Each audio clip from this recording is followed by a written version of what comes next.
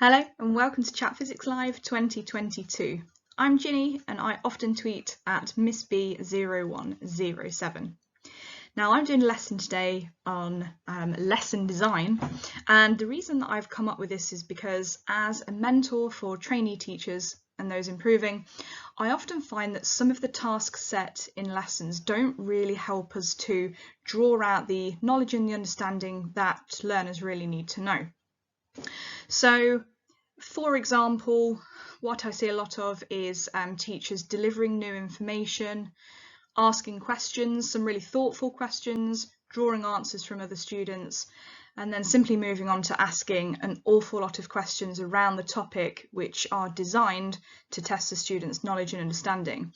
Now this is problematic because what we've often not done is to make sure that the knowledge we have delivered, the knowledge we have shared with them, is really understood and knitted together with prior knowledge, tied in together as almost like a network of understanding, rather than having those isolated facts. And this is something I think we should work really hard on.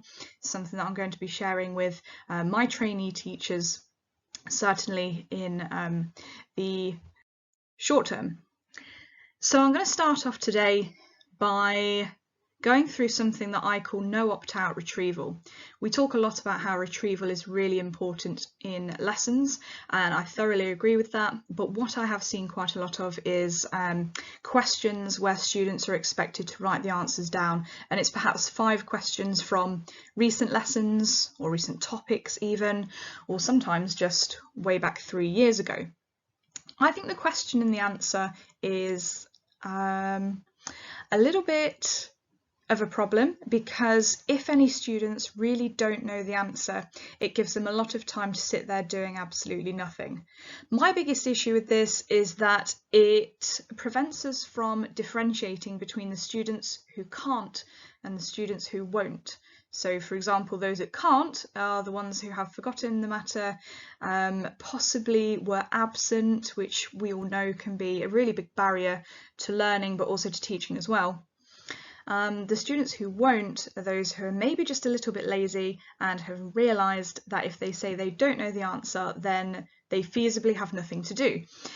So I don't really like that approach, and I started off by giving out maybe 5 retrieval questions, asking for the students to jot the answers down in their books, and then walking around and prompting them, or maybe suggesting that they go back in their books to look for notes, or maybe I suggested to work with a partner nearby or somebody who's in. And I never really felt that they were really effectively using their time. So I changed up what I was doing, and particularly the first time we go back through some knowledge from a long time ago, or even from a recent lesson if we haven't retrieved it more regularly, I will create a fill in the blank. The reason I create a fill in the blank is because it absolutely gives students something to do. So even if they don't know the answers, they can sit there copying out the sentences. And whilst that might seem a little bit of a cheap way of doing things, I also find that it helps them to scaffold the kind of answers that they will expect. So rather than just guessing and writing down individual words, or have them almost waffle and write something down that's not quite right but has some of the sort of linked ideas there, it's given them something really clear to jot down, and it's asking them to leave a gap or leave a space for the word, the symbol, the diagram, whatever it is that they don't know.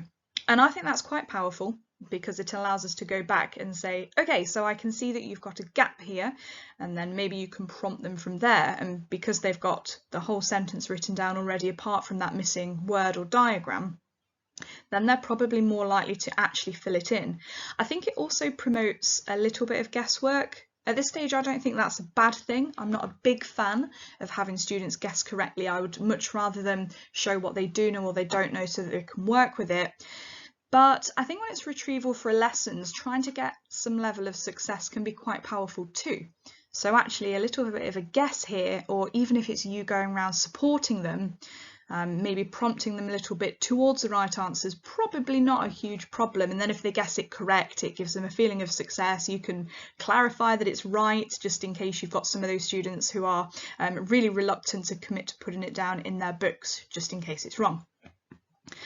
And on that note, if I do have students that are really struggling with the idea of writing stuff down that's wrong, this gap fill means that the vast majority of what they write down is correct.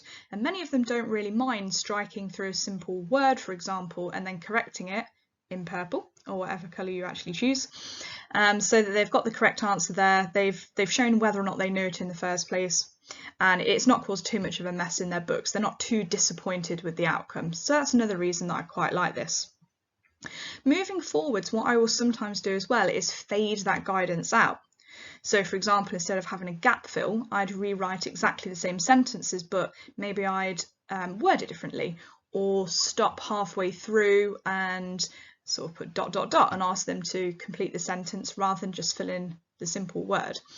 And that can be almost like a faded guidance, so that as they move through the course and they revisit the same kind of knowledge, it's actually asking them to draw on more and more. But because we've already revisited it as a gap fill, as a nice simple task, and maybe they felt a lot of success there, then moving forwards, perhaps they're more likely to get it correct. Perhaps they're more likely to actually write the full sentence without waffling. I think what we see a lot of when we ask, when we ask questions such as what is a transverse wave, students know what a wave is. They know to talk about maybe oscillations, but if they don't know how to word their response, that is almost, I don't really want to talk about teaching towards an exam, but if it's not really very well exam worded, then maybe we're doing them a bit of a disservice by not making sure it is a little bit better worded earlier on. So again, that's a reason that I like this gap fill activity. I tend to use this for starters, and it's really easy to make up on the spot. It's one of those things where it doesn't take an awful lot of planning. You can just tap it up just before the lesson, or just for a short amount of time in your planning. And yeah, let's move on. So another thing that happens quite a lot is we deliver knowledge to students of different terminology, different, I guess, concepts that are quite similar to each other. So for example, when we do nuclear radiation, we often learn about alpha, beta and gamma radiation, and then we just expect students to know all of the differences, which is all the same kind of difference between them as they move forwards. But to them, the main thing they probably picked up in the lesson was alpha, beta, gamma, something about the nucleus and something about ionization. So moving forwards, perhaps it would be much better for us to get this really clear, organised information down, or at least support them in a way to organise this information of really clear similarities and differences, because a lot of the time, not just in exams, but when we actually have to apply this information and utilise it, we actually need to know the difference between them. So, for example, I've read a lot of books this year on teaching and interviewed a lot of the authors. This example is cropped up in books contributed to by Gethin Jones, Ben Rogers, Adam Boxer. And this is the kind of thing that I think can consolidate knowledge before we ask students to actually draw on it, apply it and utilise it further.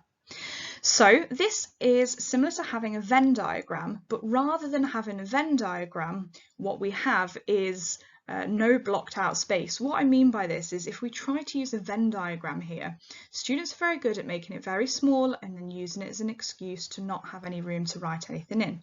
So instead, I would go with the layout as seen in the books by the authors mentioned earlier, and this allows students to have a column in the middle. So let's say we have two ideas here. We have two different types of nuclear decay mentioned, alpha and beta. I'm not quite sure if it's obvious by those symbols, but hopefully you can kind of tell.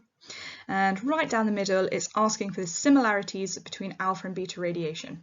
Now on the outsides, we have two columns for differences. So on the left will be the differences that relate to alpha only, or they're sort of alpha focused. And they can write it as a comparison between alpha and beta, doesn't really matter.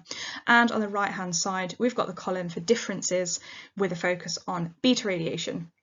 So a lot of the time when we talk to students about nuclear decay, they pick up on the idea of they've all got different structures. They are, I think some of them even use the idea that some are more powerful than others, which is a bit of a misconception in itself. But hopefully with a comparison of similarities and differences like we see here, we can get some of those words in there that help them with this clarification on the differences, rather than just the hazy ideas that they remember from the lesson delivery. So here for the similarities, we might have that they both originate from the nucleus.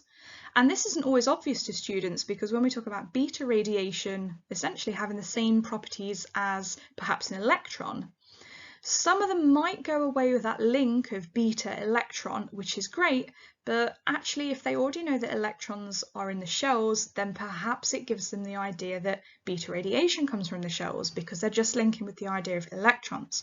But a table like this, done in the lesson or done the lesson after, or as my preference, it's done in the lesson but a little bit after they learned it. So for example, I would go through the difference between alpha, beta and gamma radiation.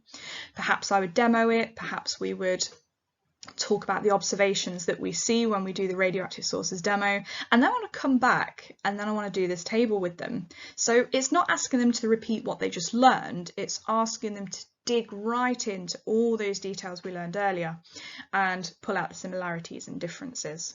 So for example, the similarities will be that they both originate from the nucleus. As a difference, we might talk about the structure. As a difference, we might even talk about the ionizing power, and that might help them to also structure it a little bit better moving forwards. Now this one's about multiple choice for checking for understanding, for example. There's been a lot of chat about multiple choice questions with good reason.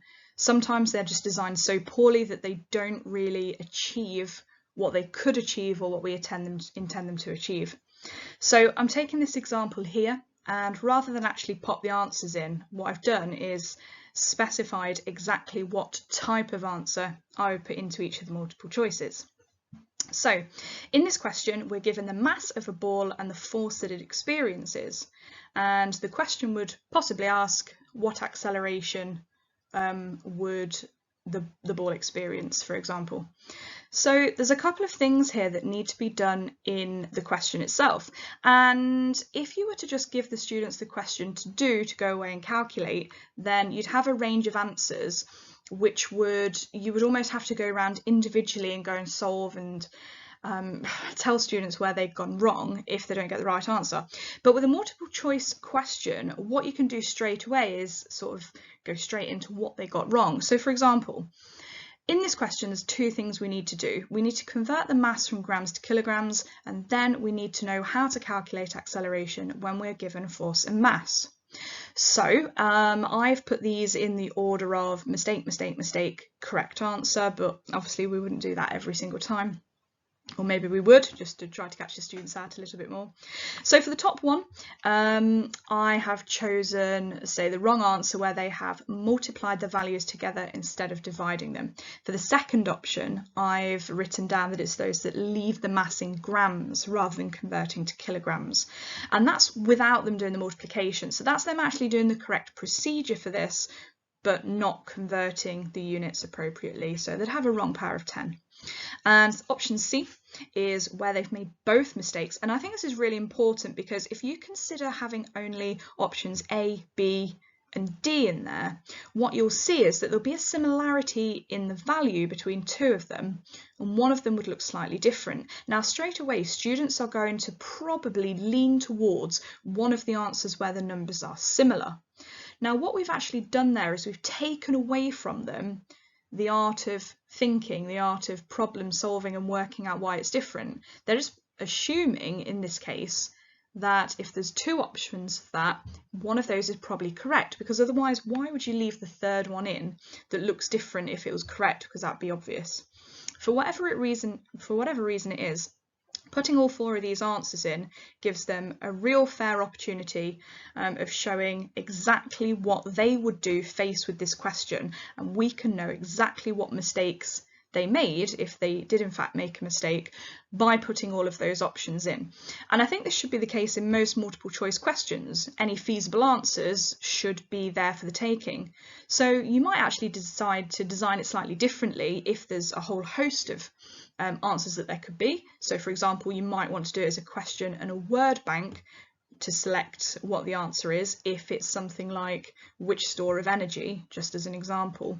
But leaving in all the feasible answers for them, or ones that feel feasible, gives us the opportunity to work out exactly where the problem is going forward. And this is an activity that I would definitely use if you need to work out where the problems lie. For example, you've done a lot of say calculation question practice and students are getting an awful lot of wrong answers. Perhaps you want to give out a question like this and then go through with them who is right based on their answer and sort of eliminate, or at least try to eliminate, all those errors all in one go by the type of error that they've made. And that can be really powerful for the students because they see that they're not the only one making that mistake, and moving forwards they're probably more likely to remember it too. So the final one here is another calculation one, and this is one that I am really passionate about. So I've become really fed up with seeing or hearing questions like, what's the equation for power? Because I think for non-specialists perhaps, or even new teachers, maybe that seems the obvious way to go about it. Maybe maybe a lack of experience suggests to them that that's a good way of framing the question. I don't like it because there are so many ways to calculate power, and sometimes it's a multi-step calculation which really can challenge the students who don't know how to approach it. So I would do it differently, and I think this is really important. I want to teach the students that a formula links quantities together and it shows their relationship to each other. I'd certainly make sure during my teaching I'm delivering that information about how they relate together, but when we do questions we also want to draw this out. So for example, in the question shown on the board, the current through a 100 ohm resistor is 0.8 amps. Calculate the power dissipated by the resistor. Now, because this is calculate the power, I don't want students to remember that somebody once said to them, what's the equation for power? And they record P equals IV and it was correct, because this is not going to help them here. They don't have V. I mean, they could find it, but realistically, we want students to know what to do straight away. We want them to identify the quantities that are relevant to the question and relevant to the answer, and then we want them to be able to select the equation appropriately. And this will get them to do that. So what I would have students do here is to scan through the question and write down each key piece of information that they need. So the quantities there. So obviously we've got the resistance, we've got the current, and then we're trying to calculate power. And I always tell them to write down or note down that power is one of the things that's relevant to the equation, because quite often they'll write down, okay, resistance, current, maybe they've got I and R, and then they want to use V equals IR because that is most commonly used for them when they have I and R. So if they write down I, R and P, now they're looking outside the box. Now they're thinking about what it is that actually links them all together. And then we want them to select the equation that correctly links those three quantities together. As I said earlier, it could be a multi-step calculation that is needed, but that's going a little bit beyond what I want to go through today. So from this, I would recommend that instead of framing things such as what is the equation for power, I would always go for what's the formula that links together current, resistance and power, or what is the formula that links together force, mass and acceleration. And then if they're given the list like the students have been recently, it's actually a no-brainer to pick out the correct formula then, because there are no other formulas that only relate to that information. And yeah, I think moving forwards we can also then make sure that students aren't relying too much on what the question asks at the end, that they're really thinking about the quantities that are involved before they move forward. So thank you so much for watching my video. I hope this helps you to think a little bit about the activities that you place into lessons, how I get students to think best, learn best, consolidate their learning before moving forward, and make sure they are actually very skilled at physics and not just able to answer questions. Thank you so much for watching.